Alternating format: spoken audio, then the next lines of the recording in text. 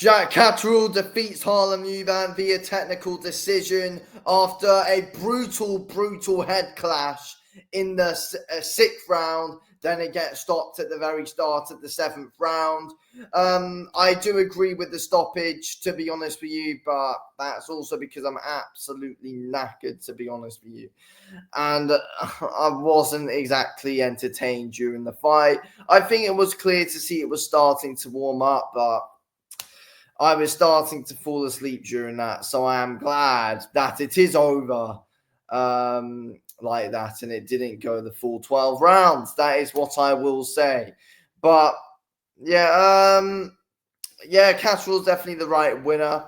I thought it was 4-2 to Catterall at the time when he got stopped. I think overall, if I'm being honest, Catterall just landed the sharpest shots. Eubank was building his way into it more and more as the rounds went on, and Eubank started to become more active, started to throw more shots, making Catterall think, and that made Catterall work a little bit less in the rounds where Harlem Eubank was able to come at Catterall more and just, more volume in general, not necessarily Eubank landing the whole time, but just wanting to throw a bit more volume. And then that kind of made Catterall step back quite a bit. And he wasn't really doing as much as he was early on. I feel like early on, first 3 rounds, especially, Catterall was good and was really active. I feel like he was very good at timing the left hand, making Harlem Eubank walk right onto that. Good behind the lead hand as well. Catterall was catching Eubank flush with that straight left a lot of times early on in those first 3 rounds. I feel like that was very good to see from Jack. But again, no, not a fan for any style at all. I mean, again, very good. He's got one of the best lead hands in boxing, in my opinion. But he's just so dull. He's so dull.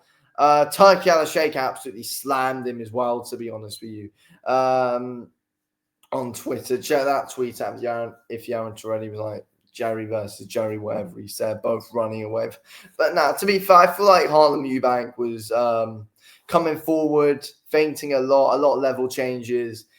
I feel like he was Eubank Jr. Not Eubank Jr. Harlem Eubank was definitely over-exaggerating a lot of his movements, though, in my opinion, kind of tiring himself out. And I did predict in my prediction video as well for the fight that it's very clear to see that Eubank likes doing his level changes a lot, and Catterall was able to catch him on the end of one quite a few times as well, as Eubank was just bopping up. Catterall was able to time him with a left hand, and it made Eubank think quite a bit as well, to be fair, kind of snap his head back a little bit with that backhand. So that was good to see from Catterall.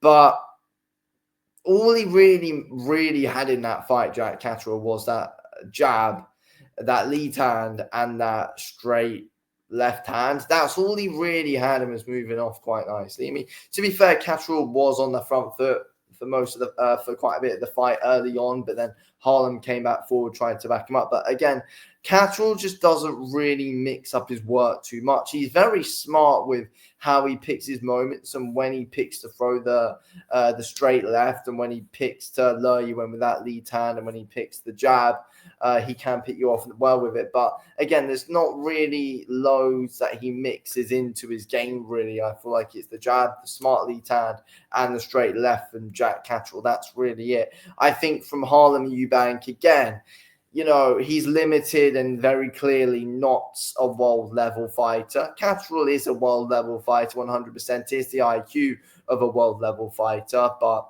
again, I just don't think he mixes up his work enough. And that is why Harlem Eubank, eventually, though, Harlem Eubank was able to catch on and come forward more to try and get out of the way of that backhand. But again, though, I feel like Harlem Eubank just didn't have the head movement to get away from the backhand quite a bit, though, to be honest with you. But again, though, even when Harlem Eubank was coming forward, he was getting caught with the backhand. And a lot of the time as well, I feel like Sonny Edwards mentioned this on commentary. I believe he did. He did say that whoever started the exchanges often lost the exchanges between the two. And that's the thing with a lot of Jack Catterall fights. Jack Catterall always needs to start exchanges last in order to win them. If Catterall starts exchanges, like he did at times against Eubank, like very rarely. But when he did, he got caught. And Eubank, that's when Eubank could get his most success, whenever Catterall started something. But again, though, when Eubank tried to start something, Catterall was always able to catch him with a counter. Yeah, look, it wasn't the greatest of fights to watch. I think, that's what we're all bloody thinking after watching that fight, to be honest with you. It wasn't the greatest of fights to watch. And I'm sure I wasn't the only one falling asleep. But again, it's been a long day. It's been a long day. Being out at the F1 all day. It's been a long day, to be honest with you. So, yeah, and then having that was really bloody putting me to sleep in the end. But yeah, if I'm being honest with you, I don't want to see a rematch. People saying, oh yeah, I want to see a rematch between the two. No, just move them on. I mean, look, I don't think Harlem Eubank stock has dropped at all, really. Just get him another fight, move Catterall on again. I don't want to see the rematch. I feel like a rematch between the two is completely pointless. We saw what we needed to see, in my opinion. We saw what we needed to see. And a lot of rounds were just the same. Just same old stuff, really, to be honest with you.